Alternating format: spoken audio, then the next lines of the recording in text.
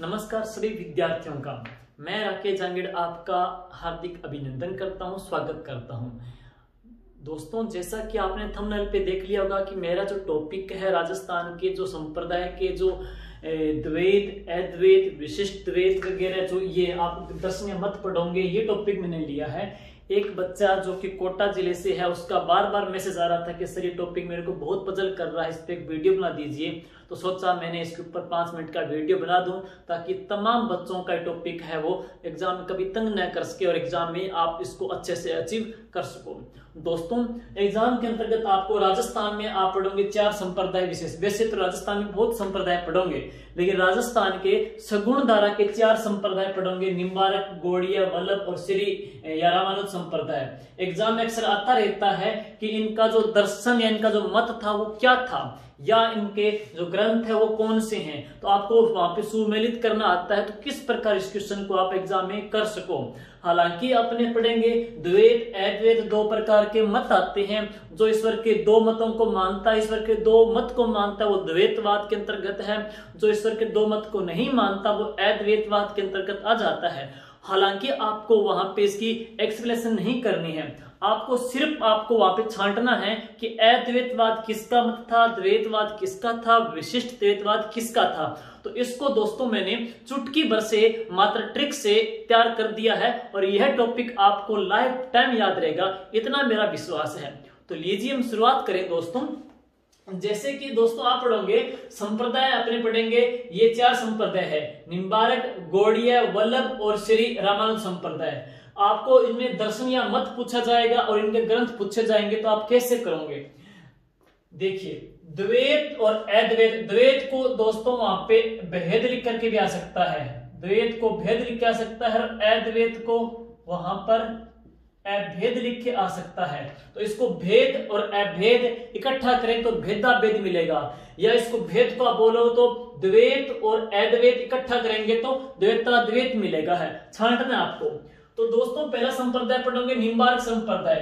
दोस्तों निम्बारक एक ऐसा संप्रदाय है जिसमें राधा को भगवान श्री कृष्ण की पत्नी मान के पूजा की जाती है। तो भगवान श्री कृष्ण को राधा का पति मान के पूजते हैं, दोनों को जोड़ी मान के पूजते हैं, युगल मान के पूजते हैं। वो संप्रदाय कौन सा है? निम्बारक संप्रदाय है। और राजस्थान में निम्बारक संप्रदाय के जो प्रधान पीठ है दोस्तों, वो रूपनगढ़ नदी है और अजमेर जिले के अंतर्गत है, सलेमाबाद में है। वहां पर राधा अष्टमी के दिन मेला भी लगता है। आप सही कैसे करोगे? देखो, आपने पढ़ेंगे जो द्वैत और अद्वैत 2 हैं। देखो, द्वैत है और अद्वैत है। देखो यहाँ पे नींबू है, निम्बारक में मैंने क्या ले लिया? नींबू ले लिया। नींबू को काट दिया, जैसे नींबू है काट दिया, नींबू को काट दिया तो इसके 2 टुकड़े हो गए। एक टुकड़ा तो कौन सा आ गया? द्वैत का, और एक कौन सा आ गया? अद्वैत का। वो आपको 2 मिलेंगे, द्वैत और अद्वैत है। तो नींबू बोले तो निम्बारक संप्रदाय। निम्बारक संप्रदाय लिया तो वहां पे नींबू के 2 टुकड़े किए, एक इधर आ गया द्वैत और एक इधर आ गया अद्वैत है। तो निम्बारक का कौन सा है? द्वैत और अद्वैत क्लियर हो जाएगा। अगला सुनिए, गौड़िया संप्रदाय। गौड़िया संप्रदाय में क्या है? द्वैत और अद्वैत के आगे क्या जुड़ जाएगा? औचित्य जुड़ जाएगा। देखिए, द्वैत और अद्वैत यानी कि यूं कहें सही और गलत है।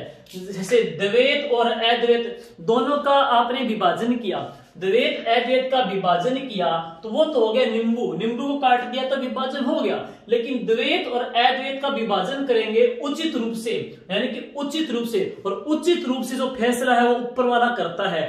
उचित रूप से फैसला ऊपर वाला करता है, ऊपर वाले को गॉड कहते हैं। तो ऊपर वाले को क्या कहते हैं? गॉड कहते हैं। तो उचित रूप से जो फैसला है ना वो गॉड करता है।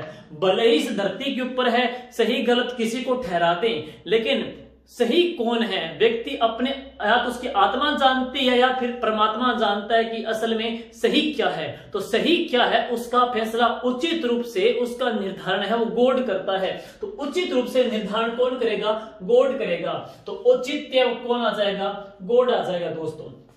अब सुनिए, वल्लभ संप्रदाय है ना, तो वल्लभ संप्रदाय में भगवान श्री कृष्ण के किस रूप की पूजा की जाती है? बाल रूप की पूजा होती है। भगवान श्री कृष्ण के बालक की पूजा होती है दोस्तों, वो किस संप्रदाय में होती है? वल्लभ संप्रदाय में होती है। और एक बात और, इनका जो दर्शनीय मत है ना, वो है शुद्ध अद्वैतवाद है, शुद्ध अद्वैतवाद है। तो देखिए, वल्लभ संप्रदाय में भगवान श्री कृष्ण के बालक की पूजा करते हैं और बालक मन के शुद्ध होते हैं। तो दोस्तों, बालक का जो मन होता है वो शुद्ध होता है, उसमें कोई छल कपट नहीं होता, उसकी आत्मा है वो स्वच्छ और साफ होती है। तो बालक का कोई जूठन भी नहीं मानता है।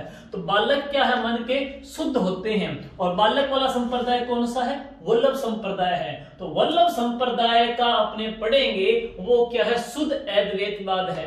अब एक अंतिम बचता है दोस्तों, वो लास्ट में है। देखिए, श्री संप्रदाय या रामानु संप्रदाय। देखो, श्री राम, भगवान श्री राम का नाम आता है कि मर्यादा पुरुषोत्तम राम, पुरुषों की विशिष्ट श्रेणी है, पुरुषों की एक विशिष्ट श्रेणी है। तो भगवान श्री राम का नाम लेंगे या भगवान श्री राम का नाम लेंगे तो श्री राम अपने आप में क्या है? एक विशिष्ट ईश्वर है, विशिष्ट देवता है। तो श्री राम क्या है? विशिष्ट कर लोगे है। वल्लभ में बालक की पूजा करते हैं, मतलब भगवान श्री कृष्ण के बालक की पूजा करते हैं। बालक मन के क्या है? तो शुद्ध आ जाएंगे। नींबू को काट दिया तो दो फलक हो गए, एक तो क्या हो गया? द्वैत, और एक क्या हो गया? अद्वैत है। तो द्वैत और अद्वैत दोनों आ जाएंगे तो वो कौन सा आ जाएगा? निम्बारक आ जाएगा। और द्वैत अद्वैत दोनों का उचित रूप से जो निर्धारण तराजू है, तराजू में एक तरफ क्या है? सही है, एक तरफ क्या है? गलत है। एक तरफ क्या है? द्वैत है, एक तरफ क्या है? अद्वैत है। तो दोनों का उचित रूप से निर्धारण कौन करेगा दोस्तों? तो वो गॉड करेगा है। तो ये तो आपके दोस्तों दर्शनीय मत आ जाएंगे। पेपर में आपको वहां पे मिलान करना आएगा, ऐसे तो नहीं कि आपको रट्टा मारना है। तो बस आपको सिर्फ हिंट मिलना चाहिए, और मेरे ख्याल से इतनी हिंट है आपको पेपर के लिए ऑप्शन देकर की काफी पर्याप्त रहेगी है। आगे अब आ जाए, मान लो पेपर वाला है वहां पे संप्रदाय देकर के इनके ग्रंथ पूछ ले, मैचिंग करना, मिलान करना आ जाए, वहां पे दर्शन नयन दे। तो फिर देखिए, देखो नींबू को हमने काटा था, नींबू को हमने काटा था तो दो टुकड़े हुए थे, द्वैत और अद्वैत दो टुकड़े हैं। और एक देखो, नींबू है ना, वो दांतों को खट्टा लगता है। तो जैसे हम खाते हैं, कोई चीज खाते हैं, जैसे अपने को खट्टा लगता है तो वो किससे लगता है? दांतों को लगता है। खट्टा लगता है वो दांतों को लगता है, और वो क्या लगता है? नींबू लगता है। तो नींबू खट्टा लगता है किसको? दांतों को लगता है। तो पेपर में आ जाए, वेदांत किसका है? वो निम्बारक का। ये क्लियर है यहाँ पे। देखो, गो से गोड्य, गो से गोड्य, गो से गोविंद, गो से गोड्य, गो से गोविंद, गो से गो करना है। क्लियर। तीसरा देखिए, वल्लभ संप्रदाय में भगवान श्री कृष्ण के बालक की पूजा, यानी कि बालक क्या है? बहुत छोटा सा है। और साइंस की भाषा में अणु भी क्या होता है? बहुत छोटा होता है, बहुत ही छोटी इकाई होती है। तो अणु भी बहुत छोटी इकाई होती है। अणु क्या है? छोटी इकाई होती है। और छोटे भगवान को मानता है, भगवान कृष्ण को छोटा मान के पूजा करता है। वो संप्रदाय कौन सा है? वल्लभ। तो वल्लभ है वो बालक की पूजा करता है। बालक क्या होते हैं? छोटे होते हैं। कि अणु है तो क्या छोटा है? तो अणु वैसे किसका है? वल्लभ संप्रदाय का है। बालक मन के शुद्ध होते हैं तो शुद्ध भी किसका है? वल्लभ संप्रदाय का दर्शनीय मत आ जाता है। अंतिम सुनिए, बस लास्ट, फिर पूरा हो जाएगा। अब देखिए, श्री राम क्या विशिष्ट हैं? श्री राम, श्री से क्या है? श्री भाष्य। जैसे गौड़ीय गोविंद भाष्य, श्री से श्री भाष्य। नींबू का वेदांत आ जाएगा है। और बच गया, भगवान श्री कृष्ण को बालक मान की पूजा करता है साथियों, तो वो है वल्लभ। वल्लभ संप्रदाय में बच्चे की पूजा होती है। साइंस की भाषा में अणु भी क्या होता है? एक छोटा कण होता है। तो अणु भी पढ़ेंगे तो छोटा है, तो अणु भाष्य किसका है साथियों? ये वल्लभ संप्रदाय का है। उम्मीद करता हूं उस बच्चे के साथ साथ ये टॉपिक आप लोगों के भी क्लियर हो गया होगा है। धन्यवाद दोस्तों। जय हिंद, जय भारत।